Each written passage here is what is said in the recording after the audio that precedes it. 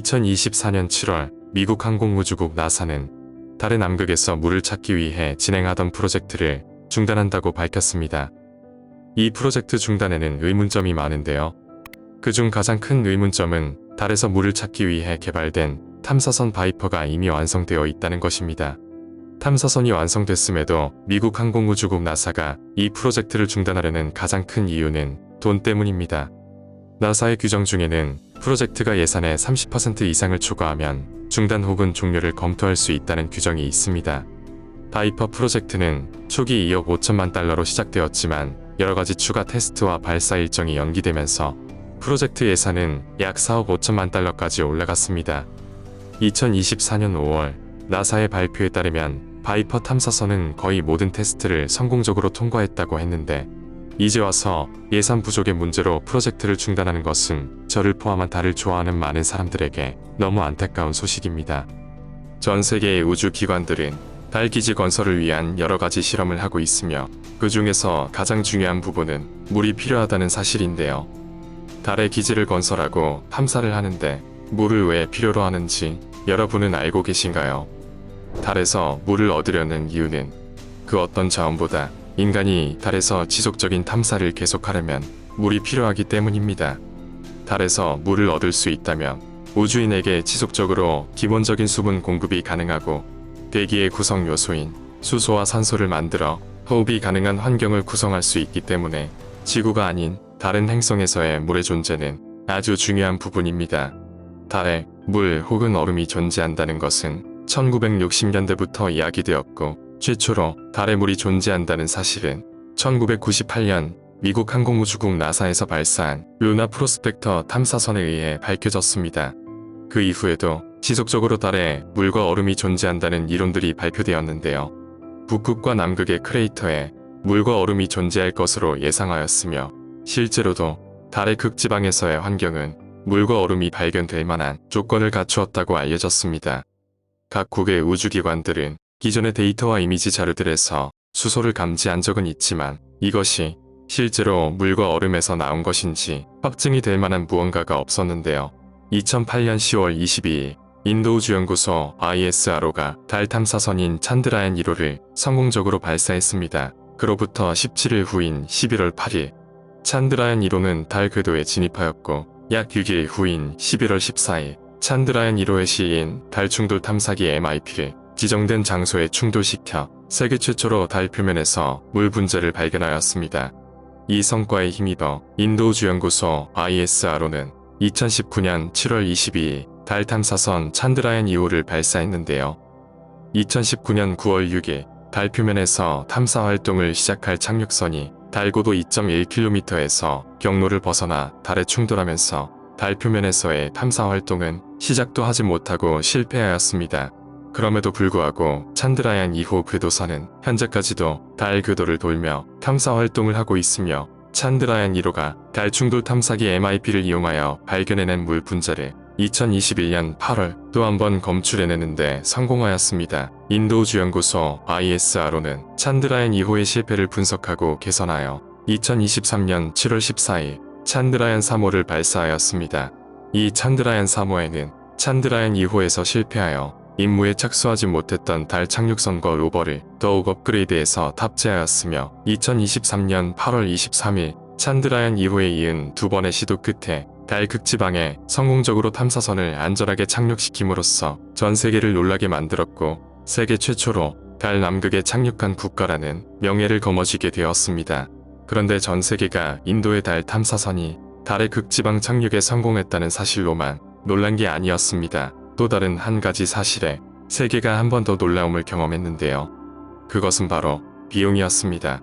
보통 달 탐사선을 개발하고 발사하는 데 들어가는 비용은 과거 미국 항공우주국 나사가 발사한 달 정찰 인공위성 에라로의 경우 약 5억 8,300만 달러로 현재 한화 약 7,500억이 사용되었지만 인도우주연구소 ISRO의 찬드라얀 3호에 들어간 비용은 약 7,500만 달러, 한화의 약 970억 정도로 나사의 정찰위성 발사가 과거의 일이긴 하지만 그 부분을 반영한다 해도 인도의 달 탐사선 비용이 너무나도 낮았기 때문에 일부 사람들은 마블의 영화 어벤져스 에이지 오브 울트론의 제작비가 총 4억 4천만 달러, 하나와 약 5,600억이 들어간 것에 비하면 달 탐사선을 개발하여 발사하는 비용이 영화 한 편의 제작비보다 훨씬 저렴하다. 나중에는 세트장을 지을 게 아니라 달에 가서 직접 영화를 찍는 편이 더 싸게 먹히겠다라는 우스갯소리를 하기도 하였습니다. 그런데 이 저렴한 비용이 결국에는 문제가 되었을까요? 찬드라얀 3호와 함께 달로 떠나간 착륙선 비크람과 로버 프라그안에는 치명적인 문제가 있었는데요. 그것은 바로 영하 100도 이하로 떨어지는 달의 밤, 극한의 기온을 견딜 수 없다는 것이었습니다.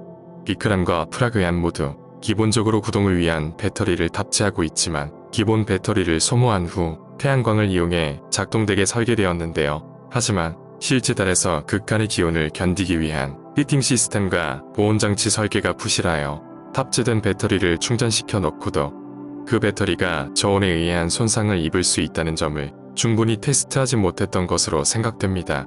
달의 밤이 끝나고 충전된 배터리로 다시 작동을 시작해야 했지만 결국 비크람과 프라그안은 달의 일광 기간 중 1일, 즉 우리 지구 시간으로 약 14일 동안만 작동하였고 이후에 교신이 끊어져 더 이상의 임무는 수행하지 못했습니다. 그래도 2주간 실행한 달 탐사는 꽤나 성공적이었는데요. 지금 보시는 프라그안은 입체 3D 비전 내비게이션 카메라와 APX-S라는 알파 입자 X선 분광기, LIBS라는 레이저 유도 분광기를 탑재한 바퀴가 6개 달린 무게 26kg의 로버입니다.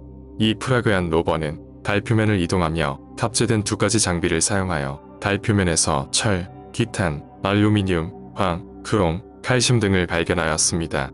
이 발견에서 황의 발견에 상당히 놀라움을 감추지 못했는데요. 그 이유는 황 성분이 다량 검출되면서 과거 달에서 화산 활동이 있었다는 추측이 가능해졌기 때문입니다. 인도 우주연구소 ISRO는 프라그안 로버를 지구에서 직접 수동으로 조종을 하였다고 하는데요. 이 수동 조종을 할 수 있었던 이유 중에 하나는 프라그안 로버에 장착되어 있는 내비게이션 카메라로 실제 주변 환경을 볼 수 있었기 때문이라고 합니다. 그런데 아무리 생각해도 달에서 전송되는 카메라 영상이 우리 지구에서 볼 때 전혀 딜레이 없이 보이지는 않겠죠. 실제로 프라그안 로버에 달린 내비게이션 카메라의 영상과 통신 신호는 지구와 3초의 딜레이가 있는 것으로 알려졌습니다. 그로 인해 프라그안 로버가 달 표면을 이동하다가 실제로 4m 깊이의 크레이터에 빠질 뻔했다는데요. 이 이슈는 지구에서 프라그안 로버의 이동을 담당하던 과학자가 달에서 송출된 영상에서 4m 깊이의 크레이터를 늦게 발견하여 발생한 이슈로 다행스럽게도 로버가 크레이터에 빠지기 전에 긴급하게 이동을 정지시켜 사고를 모면했고 이후에 크레이터를 피해 다시 달 표면 탐사를 진행하였다고 합니다. 이렇게 달 표면 탐사를 진행한 프라그안 로버는 달 착륙선인 비크람 주변 100m 이내를 14일간 이동하며 탐사를 마쳤습니다. 달 착륙선 비크람은 찬드라얀 2호 탐사 임무 당시 실패했던 부분을 보완하여 더욱 안전하게 달 표면 착륙을 성공하였는데요. 비크람은 달 착륙 이후에 프라그안 로버를 안전하게 내보낸 후 탑재된 장비를 사용하여 달 표면에서 약 8cm까지 온도 측정기를 땅속에 심어 깊이에 따른 달 내부 온도 변화를 측정하였으며 랭미어 프로브라는 장비로 시간의 변화에 따라 달 표면 근처 플라즈마 밀도를 측정하였습니다. 랭미어 프로브로 측정한 플라즈마의 밀도는 다행스럽게도 높지 않은 수준으로 측정되어 지구와의 통신에 문제가 없는 것으로 밝혀졌습니다. 또한 14일간의 달 탐사 중 우연하게도 달 지진 활동을 감지할 수 있었고 달의 밤이 시작되기 전 비크람에 장착되어 있는 렌즈를 사용하여 달 표면에서 점프를 뛰듯이 추진하였으며 기체가 약 40cm까지 상승한 뒤 첫 시작점으로부터 30에서 40cm 거리에 안전하게 착륙하는 일명 홉 실험을 완벽하게 마무리했습니다. 이 실험으로 추후 달 표면에서 다시 우주로 재기동하는데 필요한 데이터와 실제 경험치를 확보하게 되었습니다. 약 14일간의 임무가 마무리되고 달 착륙선 비크람과 로버 프라그안이 달의 밤을 보내기 위한 동면에 들어갔습니다. 인도 우주연구소 ISRO는 달의 밤이 지나고 비크람과 프라그안이 다시 깨어나기를 희망하며 두 탐사 장비의 전원을 차단하였고 그 이후 비크람과 프라그안은 안타깝게도 동면에서 깨어나지 못했습니다. 인도 우주연구소 ISRO는 이번 탐사를 통해 달 남극에 실제 물이 존재한다는 사실을 밝혀내지 못한 상태로 탐사가 마무리되어 일부 관계자들이 실망을 했다곤 하지만 인도는 달의 극지방에 착륙한 최초의 국가가 되었으며 달의 극지방의 표면 온도가 인류가 생활하기에 적합하지 않는 60도의 고온이라는 점을 알아냈고, 달 지표면 8cm 아래 온도는 영하 10도로 이 지표면 아래로 갈수록 더욱 낮은 온도로 인해 얼음이 존재할 가능성이 있다는 사실을 알아냈습니다. 2024년 2월 15일 미국 항공우주국 나사의 케네디 우주센터에서 오디세우스라는 이름의 달 착륙선이 발사되었습니다. 이 달 착륙선은 기존에 발사했던 다른 우주 탐사선과는 다른 의미를 가지고 있다고 하는데요. 이번에 발사한 오디세우스 달 착륙선이 민간 기업에서 개발하여 달의 연착륙에 성공한 최초의 사례로 기록되었기 때문입니다. 그런데 이번 달 착륙선이 절반의 성공을 이뤘다고 하는 의견들도 많은데요. 그 이유는 오디세우스 달 착륙선이 달 표면에 착륙하면서 정상적인 방향으로 연착륙에 성공한 것이 아닌 옆으로 기울어져 넘어진 형태로 달에 착륙하였기 때문입니다. 현재 오디세우스 달 착륙선을 개발한 민간 기업 인투이티브 머신즈는 자신들의 이번 달 착륙선이 옆으로 기울어져 넘어진 상태로 착륙했지만 달에 최초로 연착륙에 성공한 민간 달 착륙선이 맞으며 넘어진 상태로도 지구와 교신이 가능했고, 실제 착륙선에 장착한 일부 장비는 사용이 가능한 상태이기 때문에 일각에서 이야기하는 달 표면 연착륙 실패는 맞지 않다고 하였습니다. 그렇다면 달 표면에 기울어져 넘어져 있는 오디세우스 달 착륙선이 어떤 상태인지 한번 볼까요? 이 사진은 오디세우스 달 착륙선이 달 표면에 착륙하면서 촬영한 사진으로, 사진상에 보이는 달 표면을 보시면 중돌 분화구가 많아 표면이 매끄럽지 않은 것이 확인되며, 정상적으로 착륙에 성공하려면 상당히 높은 정밀도가 필요하겠구나 라는 것을 느낄 수 있을 만큼 험난한 달 표면의 지형이 보입니다. 안타깝게도 올바르게 서 있는 상태의 연착륙은 아니었지만 정말 다행스럽게 착륙선의 태양광 패널이 태양빛을 받을 수 있는 방향으로 기울어진 상태로 넘어져 태양빛을 이용한 태양전지 충전이 가능하여 착륙선을 운용하는 데는 문제가 없다고 합니다. 하지만 달 표면 착륙 과정에서 상당히 아쉬운 부분이 두 가지 있는데요. 첫 번째 아쉬운 부분은 기존의 계획은 오디세우스 달 착륙선이 달 표면에 착륙할 때 30m 상공에서 이글캠이라는 카메라를 사출해 달 표면에 착륙하는 장면을 멋있게 촬영할 예정이었지만, 실제로 이글캠의 사출이 이루어지지 않아 오디세우스가 착륙하는 모습이 촬영되지 않았다고 합니다. 그러나 이글캠 사출 실패보다 더 아쉬운 부분이 있었는데, 하필이면 오디세우스 달 착륙선이 넘어진 방향이 지구와 통신하는 지향성 안테나가 설치된 방향이라는 점입니다. 달 표면 연착륙을 진행하면서 지구와 착륙선이 양방향 통신을 해야 하는데, 착륙 후 통신 신호가 지구에서 수신되지 않아 관제센터에서 수십 분 동안 다양한 방법으로 착륙선과 통신을 시도하여 다행히도 약하게 전송되고 있는 착륙선의 신호를 지구에서 증폭하여 수신하는 데 성공했다고 합니다. 그렇지만 이렇게 약한 통신 신호를 보내는 오디세우스 착륙선이 달에서 활동할 수 있는 기간 동안 얼마나 많은 양의 데이터를 보내줄 수 있는지는 의문이 드는 부분입니다.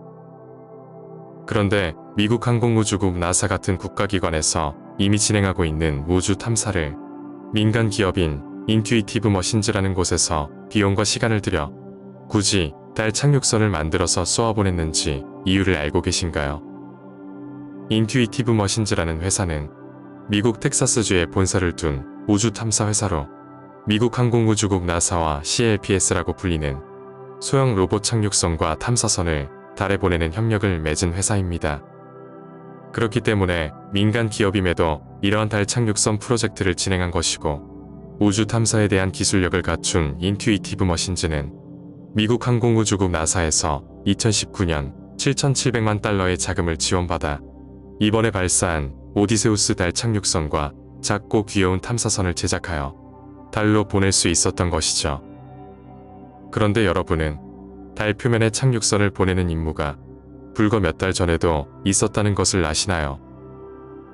우리와 이웃해 있는 나라인 일본의 우주항공연구개발기구 작사는 2024년 1월 20일 새벽 소형 달 착륙선 슬림의 달 표면 연착륙 성공에 대한 내용을 공식 발표했습니다. 일본의 슬림 달 착륙선은 2023년 9월 7일 일본 가고시마현 다네가시마 우주센터에서 2대의 작은 탐사선을 탑재하여 발사하였습니다.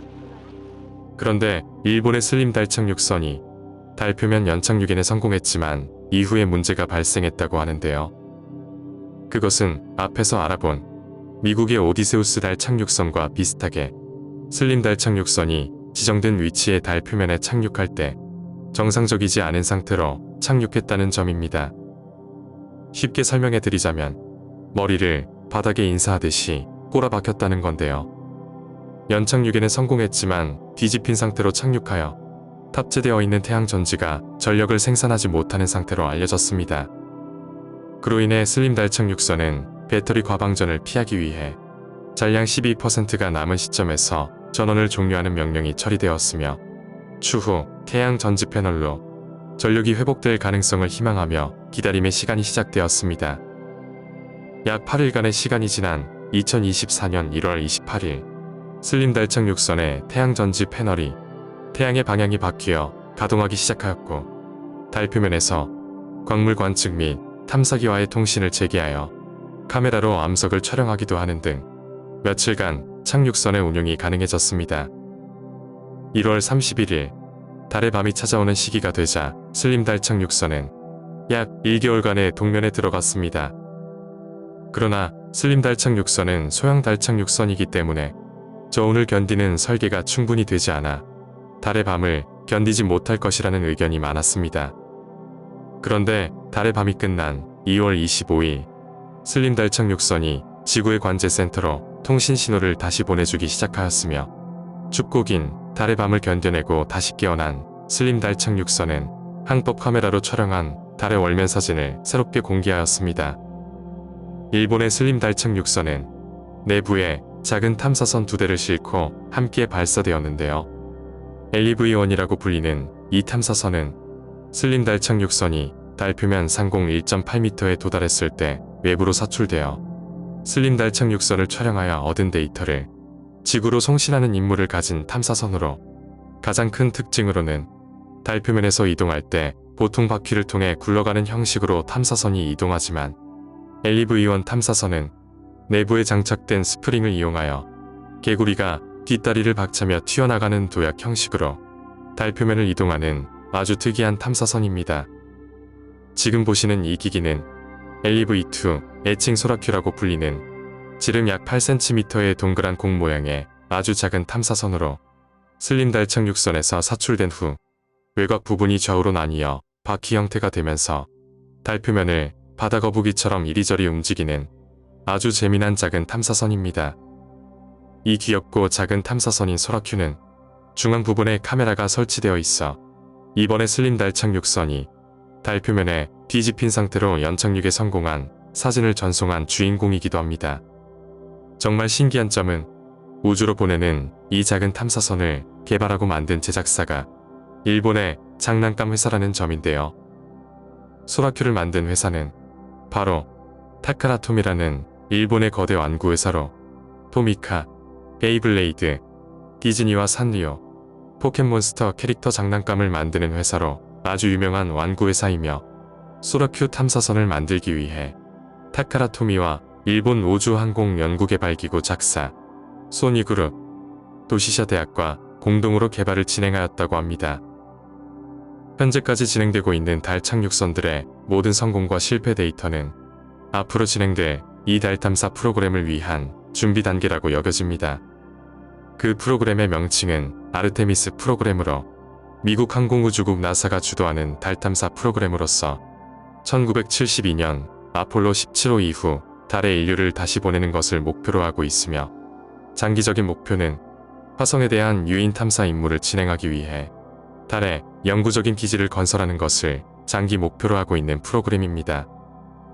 아르테미스 프로그램은 미국의 나사 외에도 일본, 프랑스, 스웨덴, 독일, 호주, 오스트리아, 룩셈부르크, 캐나다 등 다양한 국가와 함께 진행하는 대형 우주 프로그램인데요.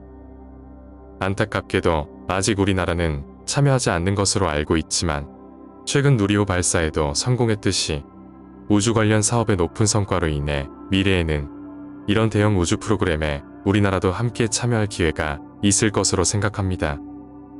현재 아르테미스 프로그램은 아르테미스 1호를 2022년 11월 16일 케네디 우주센터에서 발사하였으며 지구 궤도에 도달한 후 오리온 우주선을 실은 상부 스테이지가 분리되어 달 전위 궤도 투입이라는 추진력 기동을 수행한 후 오리온을 방출하고 큐브 위성 10개를 배치했습니다. 오리온은 11월 21일 달 비행을 한 번 마쳤으며 12월 5일에 두 번째 달 비행을 성공적으로 수행하였습니다. 이후 오리온 우주선은 12월 11일 서비스 모듈에서 분리되어 열차폐 장치로 보호된 상태로 약 4만 km/h의 속도에 도달하며 지구 대기권에 재진입하였으며 캘리포니아 서쪽 과달루페 섬 근처에 착륙하여 미국 항공우주국 나사 직원과 미 해군 USS 포틀랜드 승무원들이 우주선을 인양하였습니다. 이 임무의 성공으로 아르테미스 1호는 2025년 이후에 계획되어 있는 아르테미스 2호 유인 우주선 발사 시스템에 대한 사전 작업을 성공적으로 수행하였다는 평가를 받았습니다. 앞으로도 미국 항공우주국 나사에서 주도하는 달 탐사와 관련된 많은 프로젝트가 진행될 예정이며 이로 인해 달에 대한 인류의 호기심은 더욱 증폭될 것으로 생각합니다. 한 사람에게는 작은 발걸음이지만 인류에게는 위대한 도약이다. 이것은 달에 최초로 발을 디딘 닐 암스트롱이 남긴 명언입니다. 그러나 달 탐사는 거짓이라는 음모론이 이어지고 있는데요. 닐 암스트롱은 특별한 소개 없이 이름만으로도 달 표면을 걸은 최초의 인간 이미지가 떠오를 만큼 아주 유명한 역사적 인물인데요. 닐 암스트롱은 1930년 8월 최초의 비행기를 만든 라이트 형제의 작업장에서 60m도 채 안 되는 곳에서 태어났으며 오하이오 주정부의 감사관인 아버지의 총애를 받으며 성장기를 보냅니다. 우주선을 조종할 만큼 뛰어난 조종 실력을 가진 그는 미국 정부 직원인 아버지와 어린 시절부터 경비행기 운전을 함께하며 16세에 조종사 면허를 취득했으며 1947년 퍼듀 대학교에서 항공공학을 배우며 플로리다에서 해군의 전투기 조종사 훈련까지 마치고 78회의 전투 임무에 투입되었으며 당시 운행한 기종은 F9 팬서로 항공모함에서 발사된 최초의 전투기였습니다. 대학을 마친 후 암스트롱은 나사의 전신인 국립항공자문위원회 나카 소속 직원으로 비행연구센터에서 숙련된 조종사로 이름을 알리고 있었습니다. 캘리포니아주 에드워드 공군기지에서 7년 동안 조종사로 근무하며 뛰어난 실력으로 여러 기종의 비행기를 조종했으며 시험 조종사로 유명했던 그는 1962년 나사의 우주비행사 훈련 프로그램에 선발되었지만 딸 카렌 암스트롱을 병으로 잃게 되는 슬픈 한 해를 보냈습니다.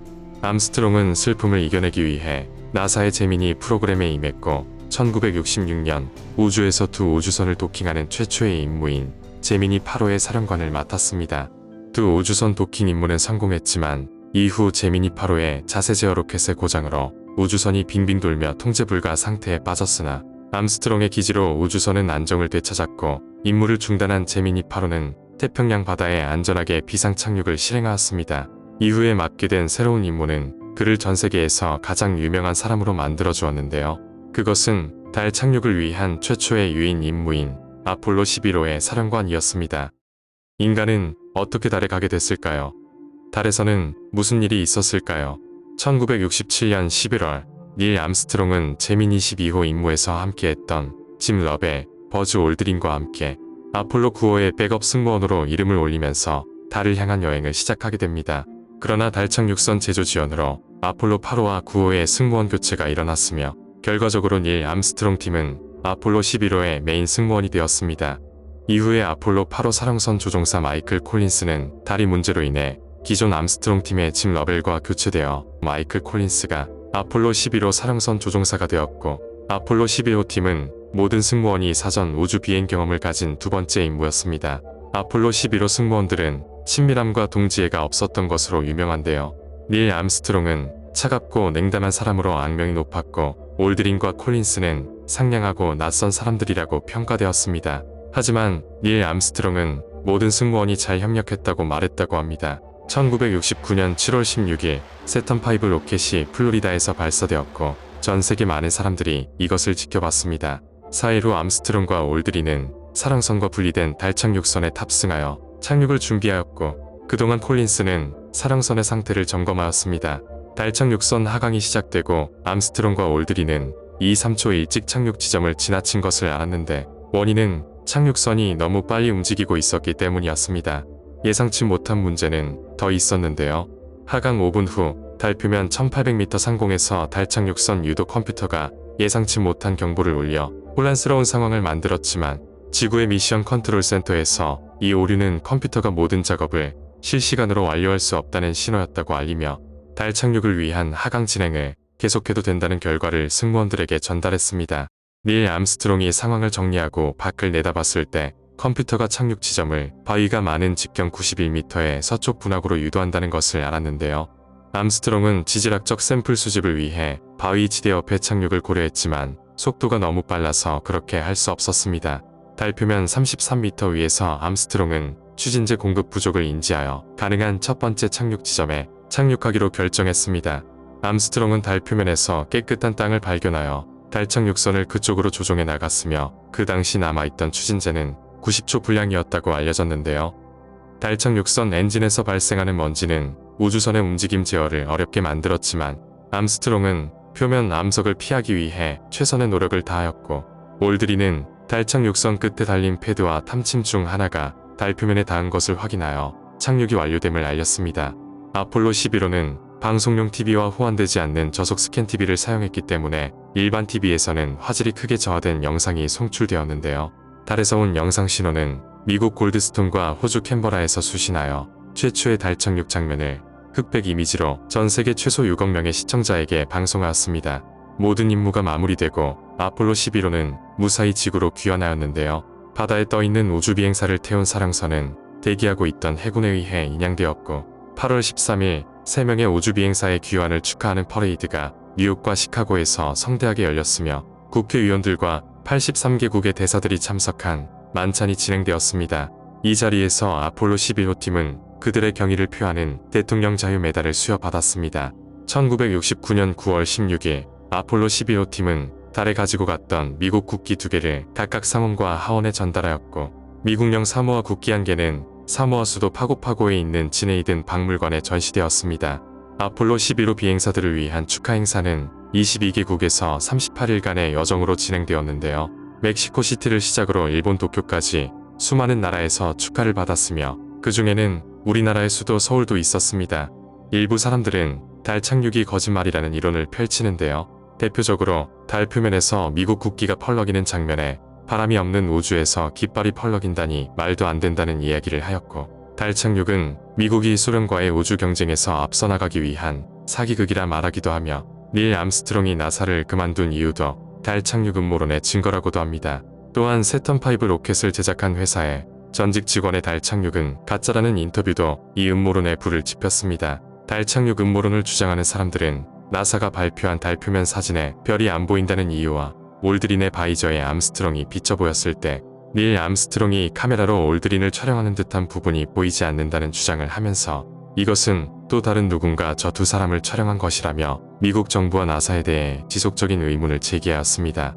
달 착륙 영상에서는 그림자 속 특정 물체를 볼 수 있는데 음모론자들은 태양빛이라면 그렇지 않았을 것이라며 특수 할리우드 조명이 사용된 거라고 했는데요. 가장 유명한 사진 중 하나는 알파벳 C로 보이는 문자가 찍혀있는 월석입니다. 음모론자들은 이것은 실제가 아닌 소품으로 디자이너가 실수로 표기해 놨다는 주장을 하였지만 나사에서는 단지 사진 촬영의 결함이나 현상된 사진 위에 이물질 혹은 의도적으로 만들어낸 가짜라고 하였습니다. 음모론자들은 또 다른 증거로 사진 속 비행사들이 서로 가까이 있음에도 그림자의 길이가 다르다고 지적하였는데 이것은 무대 조명의 위치에 따른 차이라며 나사가 이를 인지하지 못했다라고 합니다. 또한 지속적인 대중의 의심으로 닐 암스트롱은 죄책감을 가졌고 이에 나사를 떠났다는 음모론자들의 이야기도 있습니다. 전직 우주 비행사 중에는 정치 경력을 쌓은 사람들이 있는데 닐 암스트롱도 민주당과 공화당의 제안을 받았지만 정치인으로의 경력은 모두 거부한 것으로 알려졌습니다. 암스트롱의 취미는 경비행기 조종이었는데요. 그는 달 비행에 오르기 전 국제 글라이딩 위원회로부터 다이아몬드가 박힌 금 배지도 받았으며 70살이 되어서도 비행을 계속하였다고 합니다. 1991년 2월 콜로라도주 아스펜에서 친구들과 스키를 타던 암스트롱은 가벼운 심장마비를 겪었지만 잘 견뎌냈으며 관상동맥 질환을 완화하기 위해 2012년에 신시내티에 있는 병원에서 수술을 받게 됩니다. 그러나 회복 중에 있던 암스트롱은 합병증이 발생했고 그해 8월 25일 82세의 나이로 사망했습니다. 버락 오바마 대통령은 암스트롱을 역대 가장 위대한 미국 영웅 중 한 명으로 추모하는 성명을 발표하며 그의 죽음을 애도하였습니다. 암스트롱의 가족은 그를 자랑스럽게 조국에 봉사한 미국의 영웅으로 묘사하는 성명을 발표하였으며 그의 놀라운 삶이 전 세계 젊은이들에게 꿈을 실현하기 위해 열심히 일하고 기꺼이 한계를 탐구하고 확장하며 자신보다 더 큰 대의를 위해 사심 없이 봉사하는 모범이 되기를 바란다고 전했습니다. 버즈 올드리는 그를 진정한 미국의 영웅이자 최고의 조종사라고 칭했으며 2019년 달 착륙 50주년을 함께하지 못해 아쉬워했고 마이클 콜린스는 그는 최고였고 그가 몹시 그립다고 표현했습니다. 또한 나사의 찰스 볼든 국장은 역사책에 있는 한 그는 우리 시대를 넘어선 세계로 인류의 첫 작은 발걸음을 내디딘 인물로 기억할 것이라 하였습니다. 2019년 달 착륙 50주년 기념식이 끝난 후 뉴욕타임즈는 암스트롱의 가족이 병원을 상대로 의료과실 소송을 진행했었다는 사실을 전하였으며 소송의 결과는 2014년에 이미 병원과 600만 달러에 합의한 것으로 알려졌습니다. 닐 암스트롱은 인류 역사의 한 페이지를 장식한 인물이었는데요. 시험 조종사 및 우주 비행사로서 다양한 공로를 인정받아 1978년 미국 공학 아카데미 의원으로 선출됐습니다. 또한 1999년 아폴로 11호 승무원들은 스미소니언 협회로부터 랭글리 금메달을 수상했으며 2006년에 암스트롱은 나사의 탐사 대사상을 받았고 2013년에는 우주재단으로부터 평생 우주공로상 수상자로 선정되었습니다. 항공우주, 국제우주, 국립항공, 미국 우주비행사 명예의 전당에도 이름을 올렸으며 2010년 기념식에서 해군 우주비행사 배지를 받았습니다. 아폴로 11호 착륙 지점과 50km 떨어진 달 분화구 암스트롱, 소행성 6469 암스트롱은 그의 이름이 붙었으며 암스트롱의 고향에는 암스트롱 항공우주박물관이 있으며 오하이오주 뉴녹스빌에는 닐 암스트롱 공항이 있습니다. 닐 암스트롱의 업적은 전 인류가 기억하는 업적으로 평가되며 그것과 함께 과거부터 계속되어 온 달 탐사 음모론에 대한 의문점들은 앞으로도 계속될 것입니다. 그렇다면 이 음모론의 핵심인 달은 어떤 곳일까요? 달은 지구의 자연 위성으로 평균 38만 4,400km의 거리에서 지구를 공전합니다. 태양계에서 5번째로 큰 위성이며 행성의 크기에 비해 자연 위성 중 상대적으로 가장 큽니다. 달의 직경은 약 3,475km이고 질량은 지구의 약 81분의 1입니다. 그 표면은 분화구, 산, 고래용암 흐름으로 형성된 마리아라고 불리는 광활한 평야로 덮여 있습니다. 달의 중력은 지구의 약 6분의 1로서 달에 있는 물체의 무게는 지구보다 훨씬 가볍습니다. 달의 중력은 여러 가지 방식으로 지구에 영향을 미칩니다. 그것은 달의 중력으로 인해 바다가 바깥쪽으로 팽창하여 지구 바다에 조수 간만의 차를 만들고 지구의 자전축을 안정시키는 데 도움을 줍니다. 달의 하루는 지구의 29.5일이며 이는 달 주기의 길이이기도 합니다. 이것은 달의 한쪽은 항상 지구를 향하고 다른 한쪽은 영원히 어둡다는 것을 의미합니다. 태양, 지구, 달 사이의 각도 변화로 인해 발생하는 달의 위상은 수천 년 동안 관찰되어 시간을 추적하는 데 사용되었습니다. 달은 우리가 알고 있는 것처럼 생명이 살기에 부적합한 곳입니다. 태양풍으로부터 고월대기나 자기장이 없으며 표면은 방사선과 미세운석에 의해 지속적으로 폭격을 받습니다. 그러나 과학자들은 달의 분화구 중 일부에 얼음이 있을 수 있으며 이는 미래 탐사를 위한 귀중한 자원이 될 수 있고 잠재적으로 인간 정착을 위한 장소가 될 수도 있다고 믿고 있습니다. 달은 태양계의 초기 역사와 행성 및 위성의 형성과 진화에 대한 통찰력을 제공하기 때문에 과학자들에게 계속해서 중요한 연구 대상입니다. 달의 탄생에 대해 가장 널리 받아들여지는 과학이론은 테이아 가설로 약 45억 년 전 화성 크기의 물체인 테이아가 지구와 충돌했을 때 달이 형성되었다는 이론입니다.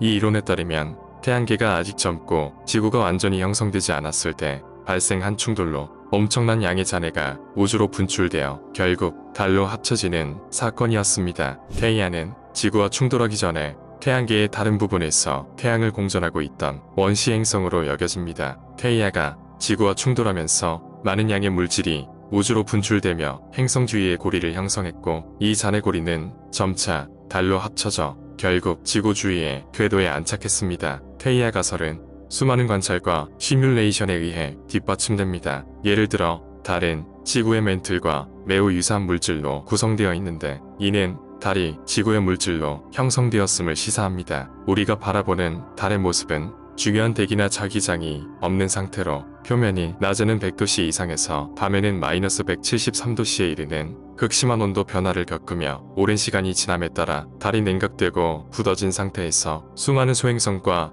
혜성의 충돌로 많은 분화구를 만들었고 그 표면을 오늘날 우리가 보는 달의 모습으로 만들었습니다. 테이아 가설은 주요 이론임에도 불구하고 달의 형성에 대한 일부 세부 사항은 아직 완전히 이해되지 않았으며 수년에 걸쳐 대체 이론이 제안되었습니다. 대체 이론으로는 달이 한때 원심력으로 인해 분리된 지구의 일부였다는 핵분열 가설과 달이 지구와 같은 시기에 같은 물질로 형성되었다는 공동형성 가설이 있습니다. 그러나 테이아 가설은 달의 탄생에 대해 현재 가장 널리 받아들여지고 있습니다. 달은 수세기 동안 매혹과 관심의 대상이었으며 과학자와 우주국은 지질학, 표면 특징 및 역사를 연구하기 위해 달에 수많은 인물을 보냈습니다. 달 탐사의 역사는 바빌로니아인, 이집트인, 그리스인을 포함한 초기 문명이 달을 관찰하고 연구했던 고대로 거슬러 올라갑니다. 그러나 인간이 달을 가까이서 연구할 수 있게 된 것은 20세기가 되어서였습니다. 1950년대 말과 1960년대 초에 소련이 달에 대한 최초의 임무를 시작했습니다. 이 임무는 무의미였고 주요 목표는 달 표면에서 사진을 찍고 데이터를 수집하는 것이었습니다. 최초의 성공적인 달 탐사는 1959년에 발사되어 달 표면에서 6,000km 이내를 비행한 우주선 루나 1호였습니다. 1960년대에 시작된 미국의 아폴로 프로그램은 역사상 가장 중요한 달 탐사 프로그램이었습니다. 1967년 아폴로 1호는 비록 비극으로 끝났지만 아폴로 1호의 임무는 아폴로 프로그램의 첫 유인 임무였습니다. 아폴로 1호는 지상시험 중 기내 화재로 거스 그리썸, 에드 화이트, 로저 채피 3명의 귀중한 우주 비행사를 잃었습니다. 1968년 아폴로 7호는 첫 번째 성공적인 유인 임무였습니다. 3명의 대원은 11일 동안 지구 궤도를 돌며 우주 비행사를 달로 데려다 줄 지휘 서비스 모듈을 테스트했습니다. 1968년 아폴로 8호는 지구 궤도를 떠나 달로 여행하는 최초의 유인 우주선 임무였습니다. 3명의 승무원은 유명한 어서리스 사진을 찍고 지구에 크리스마스 이브 메시지를 방송하면서 달 궤도를 10번 돌았습니다. 1969년 아폴로 9호는 지구 궤도에서 달 모듈 CSM을 테스트하는 최초의 유인 임무였습니다. 3명의 승무원은 다가올 달 착륙을 준비하기 위해 여러가지 테스트와 임무를 수행했습니다. 1969년 아폴로 10호는 달 착륙선이 달 표면에서 불과 약 14.5km 이내로 하강하는 달 착륙을 위한 드레스 리허설이었습니다. 이 임무는 다가오는 아폴로 11호 임무에 대한 귀중한 경험과 데이터를 제공했습니다. 아폴로 10호는 사령관 토마스 스태퍼드, 사령선 조종사 존 영, 달 착륙선 조종사 유진 선원, 3명의 승무원이 탑승했습니다. 1969년 7월 16일 발사된 아폴로 11호는 달에 착륙한 최초의 유인 우주선이 되었습니다. 닐 암스트롱이 사령관을 맡았으며 버즈 올드린은 달 착륙선 조종사로, 마이클 콜린스는 사령선 조종사로 탑승했습니다. 달까지 4일간의 여행 끝에 이글이라는 이름의 달 탐사선이 사령선에서 분리되어 1969년 7월 20일 달 표면에 착륙했습니다. 닐 암스트롱은 인류 최초로 달 표면에 첫 발을 내디디며 한 인간에게는 작은 한 걸음이지만 인류에게는 위대한 도약이다라는 명언을 남깁니다. 올드린은 곧 이어 달 표면을 탐험하며 샘플을 수집하고 실험을 수행하는데 닐 암스트롱과 함께 2시간 이상을 보냈습니다. 아폴로 11호 승무원은 1969년 7월 24일에 지구로 귀환했고 전 인류에게 영웅으로 환영받았습니다. 아폴로 11호 임무의 성공은 나사와 미국의 주요 선거였으며 인류 역사에서 결정적인 순간으로 아직까지 남아 있습니다. 아폴로 프로그램은 1975년 소련 소유주 우주선과 미국 아폴로 우주선을 도킹 궤도에 진입시킨 소련과의 공동 임무인 아폴로 소유주 테스트 프로젝트로 종료되었습니다. 최근 달 탐사에서 가장 중요한 과학적 발견 중 하나는 달에 물이 있다는 것입니다. 물은 달 극지방 근처에 그늘진 분화구의 얼음과 달 표면의 광물이 결합된 얼음을 포함하여 다양한 형태로 발견되었습니다. 물의 발견은 미래의 인간 탐사와 달에서의 정착에 중요한 의미를 갖습니다. 달 탐사의 미래는 여러 우주기관과 민간 기업이 기획한 몇 가지 임무로 인해 유망합니다. 현재 진행되고 있는 가장 큰 달 탐사 프로젝트는 2019년에 발표된 나사의 아르테미스 프로그램입니다. 이 프로그램의 주요 목표는 달에 인간이 지속적으로 존재하도록 하고 달 관문, 달 궤도에 있는 우주 정거장 및 달 착륙선을 포함하여 우주 탐사를 위한 새로운 기술을 개발하는 것입니다. 스페이스X와 같은 민간 기업들도 인간과 화물을 달과 태양계의 다른 목적지로 운송하도록 설계된 우주선을 포함한 달 탐사 기술을 개발하고 있습니다. 달 탐사의 속도가 빨라짐에 따라 달에서 인간 활동에 윤리적, 법적, 정치적 영향을 고려하는 것이 필수적입니다. 가장 중요한 문제 중 하나는 달 표면의 역사 및 과학 유적지 보존을 포함하여 자연 환경을 보호하는 것입니다. 또 다른 중요한 문제는 서로 다른 우주기관과 민간 기업 간의 갈등과 경쟁의 가능성입니다. 1967년 우주조약은 국제협력과 달을 포함한 우주의 평화적 사용을 위한 틀을 제공합니다. 그러나 특정 규정 및 집행 메커니즘이 부족하여 달 환경에 대한 착취 및 손상 가능성에 대한 우려가 제기됩니다. 결론적으로 달 탐사는 역사에 대한 귀중한 통찰력을 제공하는 매혹적이고 중요한 연구 분야입니다. 달은 인류가 지구에 존재하는 한 가장 알고 싶어하는 위성일 것이며 앞으로도 달 탐사는 거짓말이라는 음모론이 계속될 것입니다. 여러분은 인류의 달 탐사를 진실이라고 생각하시나요?